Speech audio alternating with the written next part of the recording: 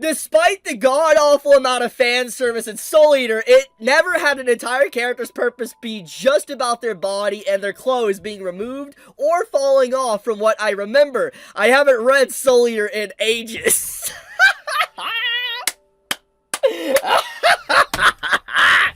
I have been absolutely enjoying the crash out from these people that are tourists and do not even watch Fire Force, or has definitely not watched Soul Eater. This person saying that they watched or read Soul Eater, I'm going to call absolute bullshit on that. There is a lot of fan service within Soul Eater. There is GIFs you can even look up online about Soul Eater. Just type in Soul Eater fan service and you will find it. It is so crazy to me, the absolute crash out that people are having about the latest episode of Fire Force. I mean, this post alone has almost 2 million views, and there's a lot of people that are crashing out, being very upset. Like read this. Ironically, this is the one character that makes me not want to watch Fire Force. Good. You're getting gatekept. I love to see it. I love seeing gatekeeping. I love seeing that there is a character that pisses you off so much that you won't even touch a series. The anime's not meant for you. Shonen is probably not meant for you because, like, what do you mean that you're getting upset about a shonen series dedicated to a teen demographic having fan service? Like, it's common sense. Who reads a shonen and doesn't expect fan service? Like, come on, man. Who goes into a shonen and expects zero? Like, it's crazy. I'm very happy to see so many of these individuals crashing out over this topic. People fuming about just how the episode literally called them out for wanting to censor, sanitize, and remove fiction they deem problematic. So let's show the clip that is making the rounds and making people pissed. Well, the actual fans are not pissed, by the way.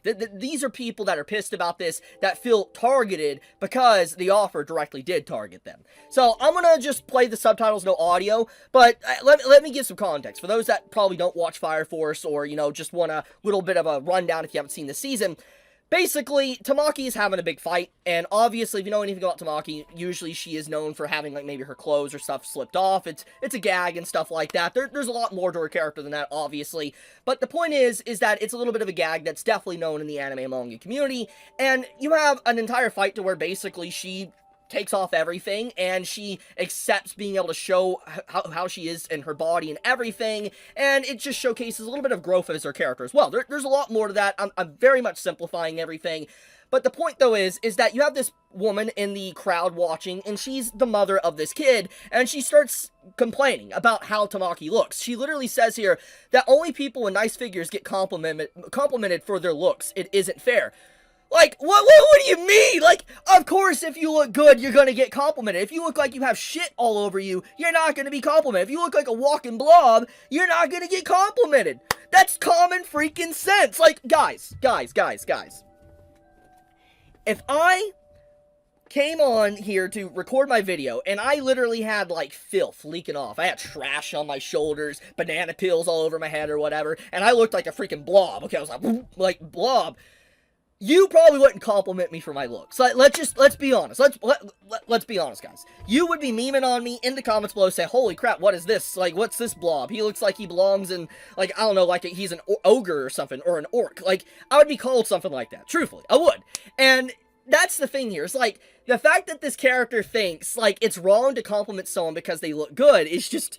This is where we're at in the 2020s. Like, people legitimately get so violent and angry if you compliment someone because they have a nice figure. And I'm glad that the offer put this in, calling this type of shit out. So anyways, let me continue by. I'm sorry for pausing. This is her son. "Mama, what you're saying doesn't make sense." And she's like, "What?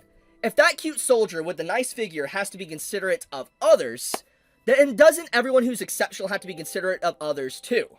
In sports, we'd have to let people who suck play as regulars." That right there is so massive.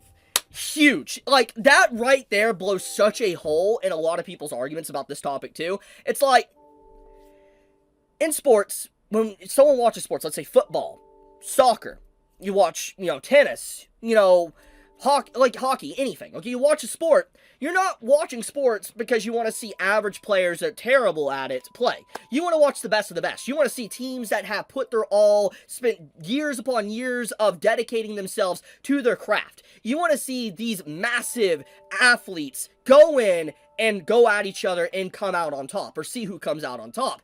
If you put regular people in that, you're not going to have as interesting of matches. You won't. And so it's like, in this type of context, it makes perfect sense. You can't put people that can barely even run or do regular things into a serious athletic match that is trying to fight for money, fame, glory, whatever. That's not possible. And so what the kid right here said, or in this case, the author obviously is self-inserting themselves in this moment, is very powerful stuff that instantly calls out this type of conversation. You're an elite researcher at Hajime. You're smarter than other people. You're exceptional, right? But if someone wanted to be a researcher and couldn't because they weren't smart enough, this means you'd have to give up your spot as a researcher to them, right?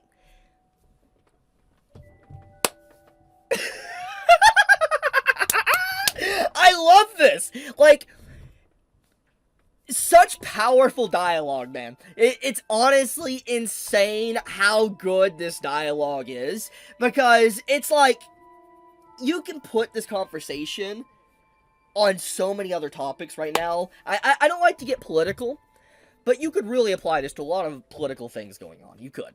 And it's like, an example here. He's basically saying, okay, you've earned your spot because you're very intelligent, Mom.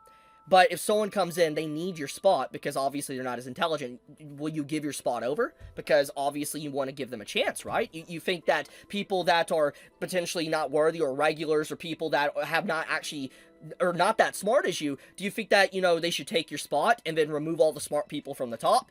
I love this. It's great. Anyways, he continues talking. Your mama worked very hard to get smart. That's different from someone who was just born good looking. We aren't the same. Getting smarter is a talent too. True.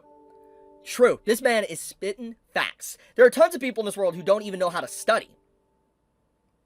Since you're not one of them, you must have been born smart. Crazy. Absolute wild fucking dialogue. Wild. And also, that lady soldier's tone body is beautiful. And she's like, what? The beauty of that body is the result of daily training of diligent work. Basically, working out, doing her activities, her job, everything. Just everything. That's right. I'm Tatsuto. Hearing the words of the captain of the 8th earlier awakened me. Now that I think about it, Mama, what's your name again? So, in this moment, it's very obvious just, like, what's going on here. Like, this kid's, like, going through stuff a lot. But it's just so apparent that the author is just self-inserting in this moment, really just venting their frustrations about not just Tamaki as a character, how people have treated her in the community over the years, but also just in general, a broad statement towards how people come after fictional content. It's insane. But what's your name again? What? Could it be that you're someone who doesn't think and just gets swept along by the info you get on the spot?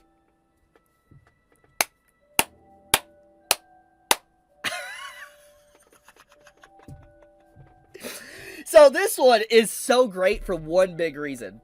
It's so true too. People will read a headline and they will do no research. They will not read the article. They will not go to other articles. They will not actually do their own independent research. They will just look at a headline, read it, and say, okay, I understand everything that's going on. And usually headlines, let's be honest, like to either exaggerate or lie about things. And so the reason why you act like this is because you chose to read a headline and not do your own independent research to figure out if it's true or not. And you join a mob mentality that basically either will ruin someone's life, ruin a work, or whatever, because you want to virtue signal and feel good about yourself. I really love this. It's just so incredible. Let's continue.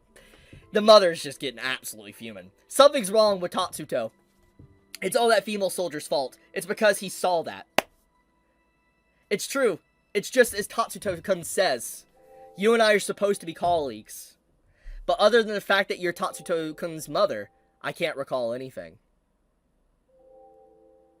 Gone. She vanished. Her role was finished, so she disappeared. Tatsuto-kun, you're A part of the mob who is granted a name. I've become a world builder capable of thought. The mob is meant to cause a fuss and burn, and nothing more. That is so crazy, basically implying that the mob is just meant to destroy, not to create. It's just meant to cause a fuss. There is nothing else it is to do. It's not trying to form change or anything like that. It is literally just seeking to destroy and rip things apart, aka censorship, sanitization, and just attack freedom of expression within art and literature. I really love this episode of Fire Force. I'm not gonna lie, like, even if you don't like Fire Force, like, let's say you never watched Fire Force, you've never seen anything about it, you only know about it through memes or whatever, or this is the first time you've ever seen anything from it because of this video, I think, in general, if there is anything that makes Fire Force a grade A series, it's definitely something like this, because it's such a winning message that really resonates, especially in this time period right now, and really speaks upon all these authors and animators that get targeted by Western ideals and trying to censor them. It's just, it's crazy. Like, I really have so much respect for the author for even putting this in, but I also have a lot of respect for David Productions even adding this in as well, because obviously this could, it's important. It's very important to be here. But they could have tried to shorten it, they could have tried to change it, all sorts of different things. I've seen studios try to censor things before, I have. And I'm very happy that David Productions, that worked on this episode, put this in. They didn't try to remove it. They put it in its entirety. It's beautiful. I'm so happy about this. And seeing people like this so upset makes me so happy. It brings me so much joy. I'm not gonna lie. Seeing their unhappiness brings me happiness. Because anime is not for you. Especially Fire Force. Especially Soul Eater. It is not for you, and it is doing its job. It is gatekeeping you and calling you out. These authors do not want you to censor them. They want to draw and write what they want. And I'm so happy about this. So I'll leave it at that. Tell me your thoughts in the comments below. You all have a fantastic day or night wherever you live. Chibi out.